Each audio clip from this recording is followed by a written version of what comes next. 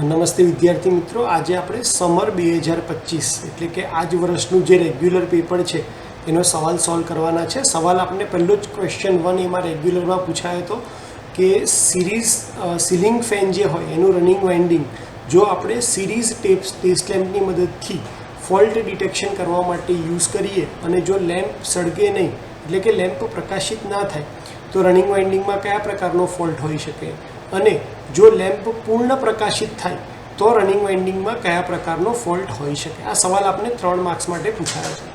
થોડુંક બેઝિક સમજી લઈએ કે પહેલાં તો સિરીઝ ટેસ્ટ લેમ્પ શેના માટે યુઝ થાય. તો સિરીઝ ટેસ્ટ લેમ્પ છે એ કન્ટિન્યુટી ચેક કરવા માટે યુઝ થાય છે.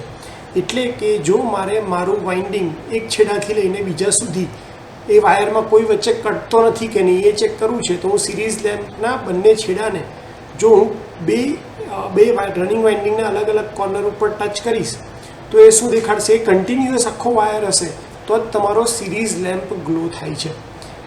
એટલે કે ઇન શોર્ટ સિરીઝ લેમ્પ હંમેશા ક્યાં યુઝ થાય છે, આપણે કન્ટિન્યુટી ચેક કરવા માટે કે ભાઈ વાયરમાં કોઈ જગ્યાએ બ્રેક તો નથી કે નહીં.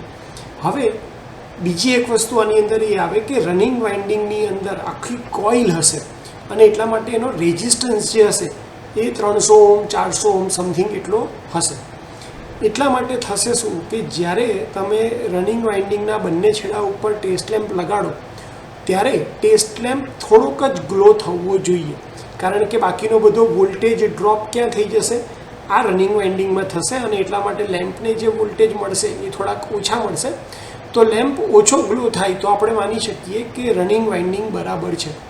અહીંયા આપણને કહેવામાં આવ્યું છે કે જ્યારે રનિંગ વાઇન્ડિંગને આપણે સિરીઝ ટેસ્ટ લેમ્પની મદદથી ચેક કરીએ છીએ ત્યારે એ ગ્લો જ નથી થતો, લેમ્પ પ્રકાશિત જ નથી થતો. લેમ્પ પ્રકાશિત નથી થતો એનો મતલબ શું છે કે વચ્ચે ક્યાંક વાઇન્ડિંગમાં બ્રેક છે, એટલે કે વાઇન્ડિંગ ઓપન સર્કિટ છે. સીલિંગ ફેનનું રનિંગ વાઇન્ડિંગ જો આપણે સિરીઝ લેમ્પથી ચેક કરીએ અને કન્ટિન્યુટી એટલે કે લેમ્પ ગ્લો ના થાય એનો મતલબ કે રનિંગ વાઇન્ડિંગ ઓપન છે. આપણે એવું કન્ક્લુઝન કાઢી શકીએ. બીજી વસ્તુ આપી છે કે જો લેમ્પ ફૂલ ગ્લો થાય તો લેમ્પ ફૂલ ગ્લો થાય એનો મતલબ કે રેઝિસ્ટન્સ પિક્ચરમાં આવ્યો નથી. રેઝિસ્ટન્સ પિક્ચરમાં ક્યારે નહીં આવે, જ્યારે વાઇન્ડિંગના ટર્ન જે હશે એ બધા શું થઈ ગયા હશે, શોર્ટ. વાઇન્ડિંગના ટર્ન શોર્ટ થઈ ગયા હશે તો એનો રેઝિસ્ટન્સ ઘટી ગયો હશે, એટલા માટે જ લેમ્પ ફૂલ બ્રાઇટ ગ્લો થાય. તો લેમ્પ ફૂલ બ્રાઇટ ગ્લો થાય છે સિરીઝ ટેસ્ટ લેમ્પ, તો એનો મતલબ કે એની અંદર ટર્ન ટુ ટર્ન જે વાઇન્ડિંગના ટર્ન્સ છે એની વચ્ચે શોર્ટ સર્કિટ થઈ ગયેલી છે. ગુજરાતીમાં જવાબ આપીએ તો લેમ્પ એકદમ નહીં ઝળહળે એટલે કે લેમ્પ પ્રકાશિત નહીં થાય તો એનો મતલબ રનિંગ વાઇન્ડિંગમાં ઓપન સર્કિટ છે, અને લેમ્પ ફૂલ પ્રકાશ આપે તો રનિંગ વાઇન્ડિંગમાં turn to turn short circuit થયેલો છે. અધરવાઇઝ લેમ્પ થોડોક જ ગ્લો થવો જોઈએ, બાકીનો રેઝિસ્ટન્સને લીધે ડ્રોપ થવો જોઈએ. તો મારા હિસાબથી આ ખૂબ સારો સવાલ હતો કે જેના બેઝિક ફંડામેન્ટલ ક્લિયર હોય, જેને સિરીઝ લેમ્પના કન્સેપ્ટ ક્લિયર હોય એ જ સ્ટુડન્ટ આનો પ્રોપરલી આન્સર આપી શકે છે.